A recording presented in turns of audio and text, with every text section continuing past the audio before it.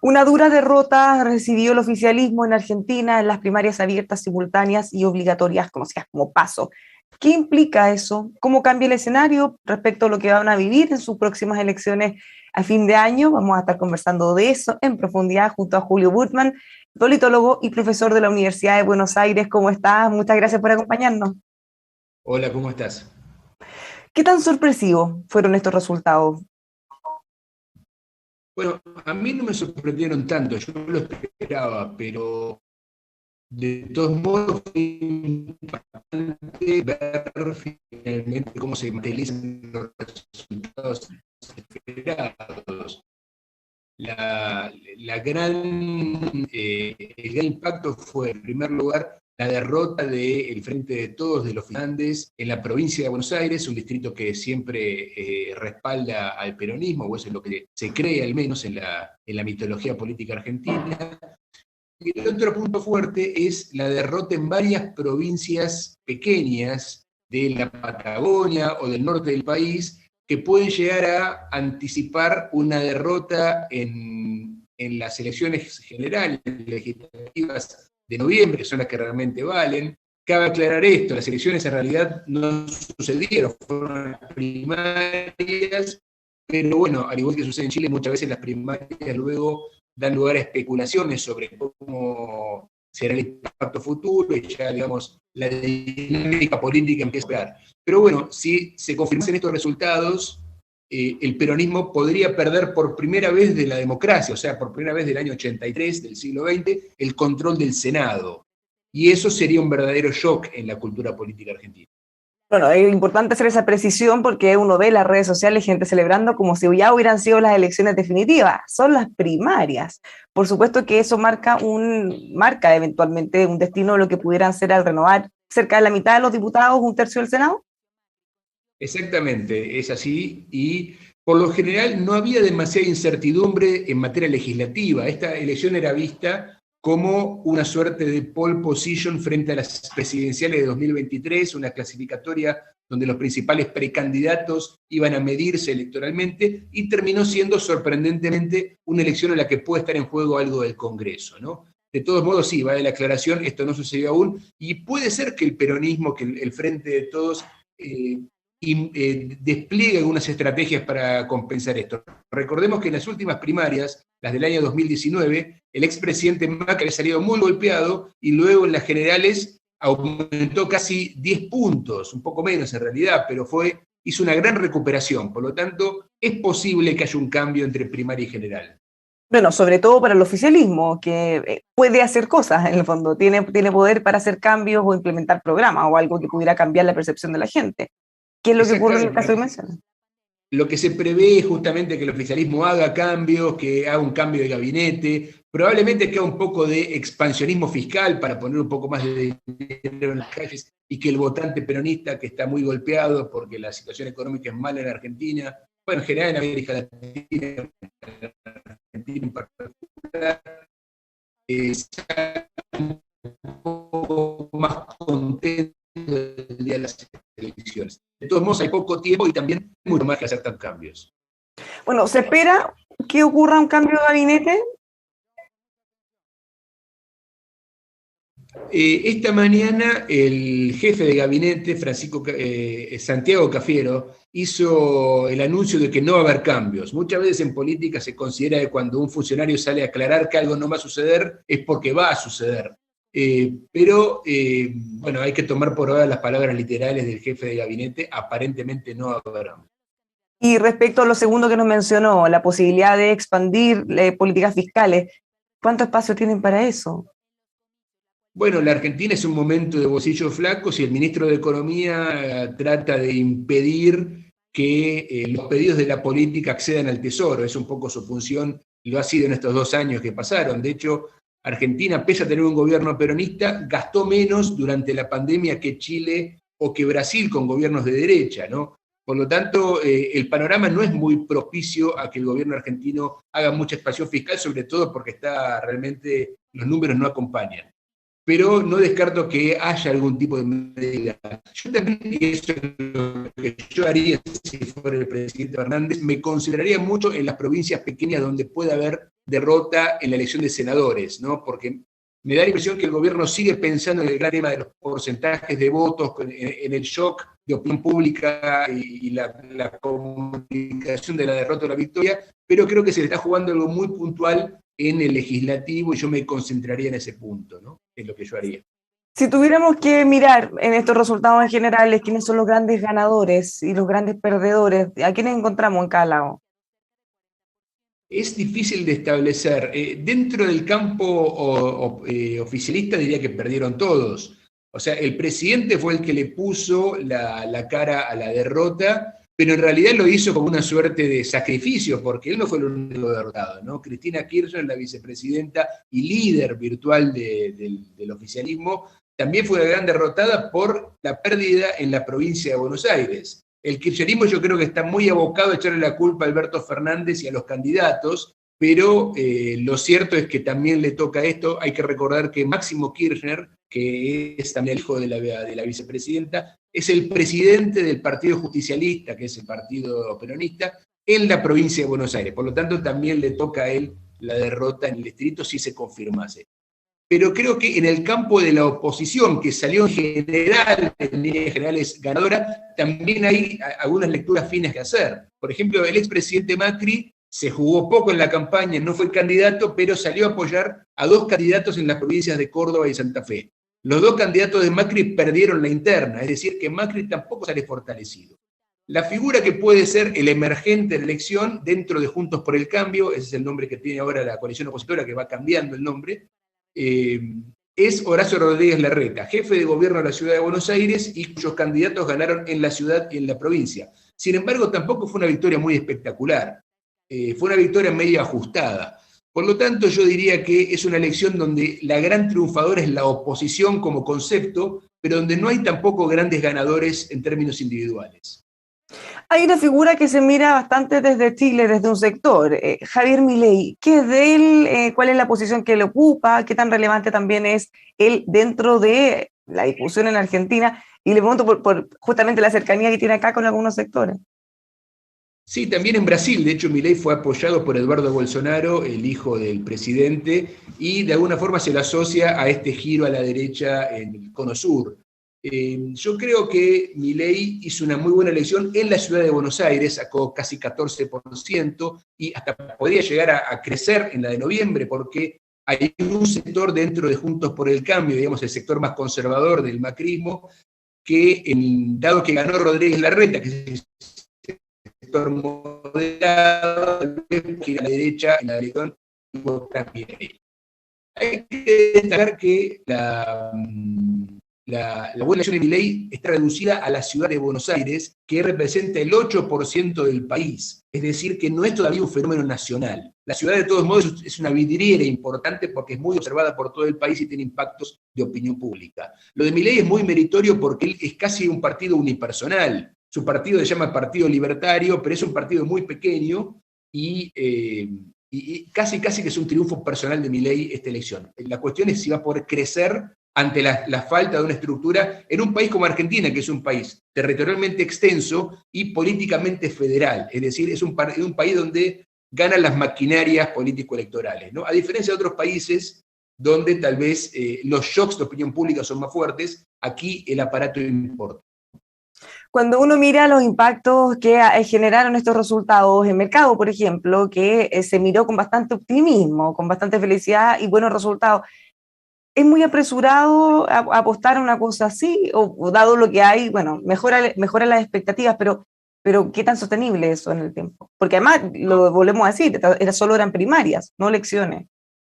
Además, yo creo que esto de los mercados son medias cosas espasmódicas que hay que ver cómo se resuelven en el corto plazo, porque por un lado que fue sorprendente, los vaivenes de las acciones en Argentina, la bolsa de Buenos Aires es muy pequeña, los impactos de las acciones de empresas argentinas en Nueva York también son muy reducidos, y muchas veces tienen que ver con retrasos de actualizaciones que aprovechan los giros políticos para hacer una suerte de capitalización. El otro tema que es muy relevante en Argentina es el precio del dólar. La Argentina es un país con inflación, que está muy dolarizada la sociedad, pese a que la moneda es el peso, y la pregunta es esta: da la impresión que el gobierno va a tratar de mantener el precio del dólar todo lo pisado posible, porque el gran temor es que un aumento del dólar impacte sobre los precios, aumente la inflación y el contexto sea aún peor.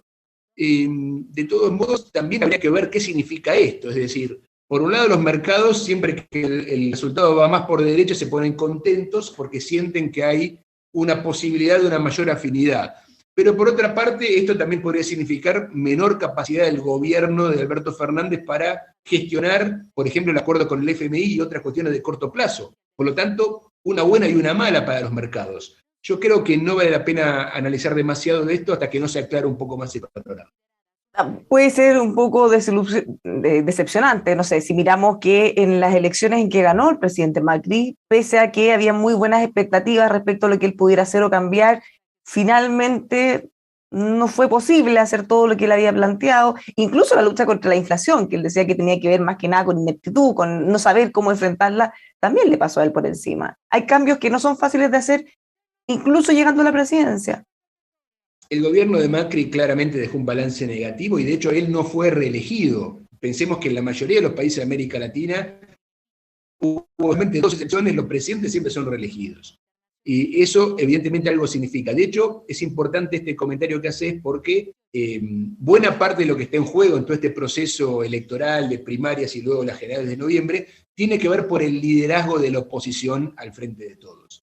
Macri hoy en día tiene las encuestas que le dan mal y no sale muy bien parado. Sin embargo, Macri también es como el líder de un sector bastante movilizado dentro de la coalición opositora, que son como los macristas, que tal vez tengan el problema de que no son muy fuertes para ganar una elección a nivel nacional, pero tienen capacidad de movilización interna.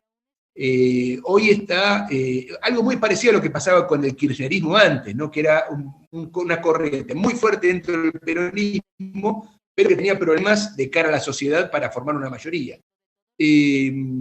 Por lo tanto, creo que esta es la gran batalla política dentro de la oposición y que creo que aún no queda resuelta.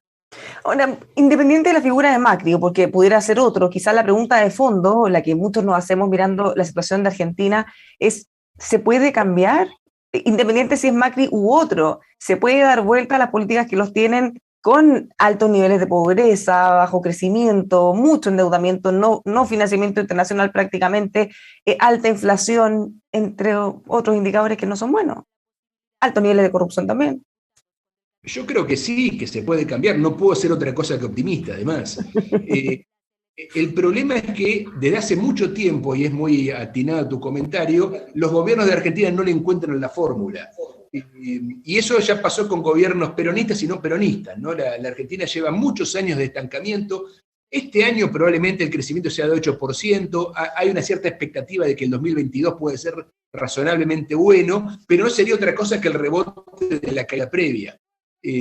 La pregunta es si va a haber un crecimiento posterior. La Argentina tiene un gran potencial en materia agropecuaria y sin embargo el gobierno de Macri, pese a que parecía políticamente afín a los productores agropecuarios, que son muy poderosos en Argentina, no logró tampoco generar un marco de confianza para una expansión del negocio y que haya una reactivación por ese lado. El otro gran tema que tiene que ver con el futuro de la Argentina tiene que ver con la energía, un tema que aparte es muy importante para Chile porque tuvo una interacción muy fuerte la cuestión de las exportaciones energéticas de Argentina. Hay mucha expectativa en el desarrollo de petróleo y gas no convencional en el sur de la Argentina, en el yacimiento de Vaca Muerta, que es considerado uno de los más grandes del mundo, pero parece que nunca están dadas las condiciones macroeconómicas o económico-globales para que esto capture grandes niveles de inversión internacional. Es un tema que aparte la Argentina no termina de manejar demasiado porque depende de variables que no controlamos. Eso también fue uno de los problemas de Macri. Había mucha esperanza en Vaca Muerta y no se activó. Bueno, es que ahí también hay otro problema, un problema de credibilidad y de confianza del país. O sea, independiente que tengan todo el potencial y que eventualmente en el mundo se necesite algunos de los productos que puedan exportar, energía, por ejemplo.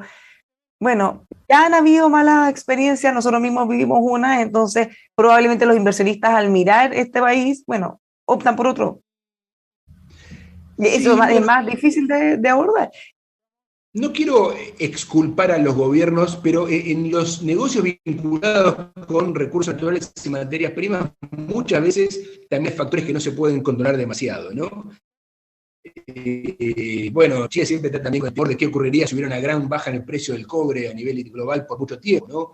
En Argentina creo que el problema energético fue una combinación de una mala gestión por parte de los gobiernos durante el periodo de crecimiento, que no hubo inversiones como para sostener una ampliación de la capacidad productiva, pero también creo que el problema de vaca muerta un poco nos excede, ¿no? El problema de los precios del crudo y las ecuaciones que hacen que las inversiones sean rentables en no convencionales.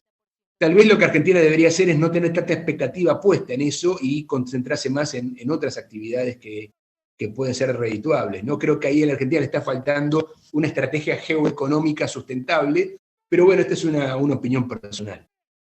Bueno, haciendo el link, porque nosotros los miramos muy de cerca desde siempre. Pues tenemos un sector político, de hecho, el candidato presidencial con su coalición que van liderando las encuestas, que admira y ha tenido una cercanía en su sector con Cristina Kirchner y su grupo, su conglomerado.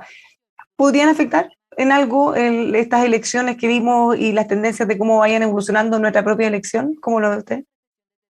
Yo creo que hoy América Latina es un panorama muy incierto en materia de que no existe claramente una corriente política regional que tenga impacto, ¿no? Creo que en otros momentos de los últimos 30 años hubo efectos de contagio entre países en función de una idea, por momentos un poco construida, pero que no dejaba de tener efectos, de que había corrientes regionales que favorecían una u otro giro hacia la izquierda o a la derecha. Hoy América Latina está un poco vacía de esos contenidos. Creo que también afecta a los países de la Alianza del Pacífico, que hoy están en una incertidumbre de futuro, en materia política al menos. En el caso de Argentina, destacaría un punto.